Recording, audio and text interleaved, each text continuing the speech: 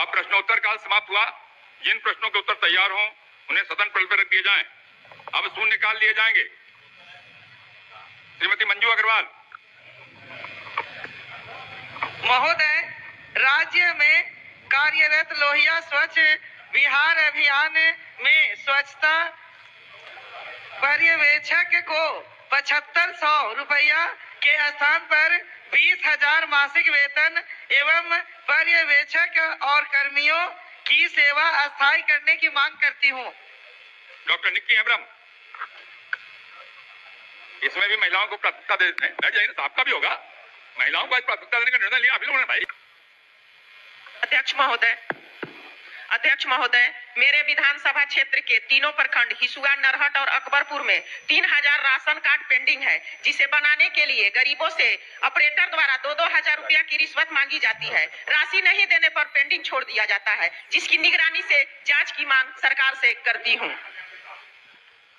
श्रीमती निशा सिंह। अध्यक्ष महोदय, बिहार राज्य में कार्यरत पंचायत सुरक्षा कर्मी, रसोईया, सेविका, सहायिका, आशा, जीविका शिवम, स्कूलों के रात्रि प्रहरी आदि निष्ठापूर्वक राज्य की विकास में अपनी सेवा प्रदान कर रहे हैं। मैं सरकार से उक्त सभी कर्मियों को न्यूनतम मजदूरी की दर से मासिक वेतन भुगतान करने की मांग करता हूं। जी पवन कुमार जायसवाल। वेतन भुगतान करने की मांग करता हूं। जी पवन कुमार जायसवाल। माननीय अध्यक्ष महोदय, राज्य सरकार बापू के ग्राम स्वराज और स्वच्छता के सपना को साकार करने में लगे प्रदेश के 1,15,000 स्वच्छता कर्मी एवं 8,000 पर्यवेक्षकों को संविदा कर्मी की घोषणा करे एवं मानदेय में वृद्धि कर स्वच्छता कर्मी को 5,000 तथा पर्यवेक्षक को 15,000 करे तथा इनका भुगतान मुख्यालय स्तर से करावे। श्री मुकेश कुमार यादव। अध्यक्ष महोदय, राज्य में सामाजिक सुरक्षा पेंशन, वृद्धजन पेंशन, विधवा पेंशन, दिव्यांग पेंशन धारियों को 400 रुपए दिया जा रहा है, जो इस मांगी व्यवस्था में बहुत कम है। उक्त पेंशन धारियों के लिए कम से कम 1,500 रुपए महामारी ससमय पेंशन देने की मांग सरकार से करता हूं। मुरारी मोहन झा। माननीय अध्यक्ष महोदय, सरकारी विद्यालयों में आईटीसी लैब इंस्ट्रक्टर को 3 वर्षों के लिए रखा गया था। 1 वर्ष कार्य करने के बाद निकाल दिया गया है। उनको पुनः काम पर लौटाया जाए और 1 साल का वेतन बकाया जिनको भुगतान करने का मांग करता हूँ। श्री संदीप सौरभ। वीर कुंवर सिंह विश्वविद्यालय आरा के शिक्षक शिक्षिकाओं का वेतन पिछले नवंबर 2024 से ही नहीं मिला है, जिसके चलते शिक्षक और उनका परिवार बेहद आर्थिक संकट से जूझ रहा है। अपनी मांगों को लेकर शिक्षक शिक्षिकाएं लगातार धरना भी दे रहे हैं।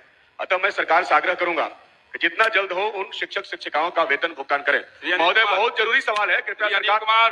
अध्यक्ष महोदय, राज्य के गृह रक्षा वाहिनी के सदस्यगण बिहार पुलिस के समतुल्य ही विधि व्यवस्था का संधारण करते हैं, परंतु उन्हें प्रतिदिन के हिसाब से मानदेय प्राप्त नहीं होता है, मासिक वेतन से वंचित रह जाते हैं। अभी वह अनशन पर भी है, अतः शून्यकाल के माध्यम से उन्हें बिहार पुलिस की भांति मासिक वेतन एवं भत्ता दिलाने की मांग करता हूँ। अध्यक्ष महोदय, बिहार के सभी पंचायतों में कार्यरत विकास मित्र जो बिहार के विकास में अहम भूमिका अदा कर रहे हैं, बढ़ती महंगाई को देखते हुए इनका मानदेय बढ़ाया जाए तथा राज्य कर्मी का दर्जा देते हुए 7वां वेतन आयोग के अनुसार वेतन मांग देने का मांग करता हूँ। श्री छत्रपति यादव। माननीय अध्यक्ष महोदय, राज्य में जन प्रणाली की दुकानों की संचालित करने वाले डीलरों की अनाज वितरण करने पर जो कमीशन दिया जाता है वह काफी कम दिया जाता है। इस कारण डीलरों को जीवन यापन में काफी कठिनाई होती है।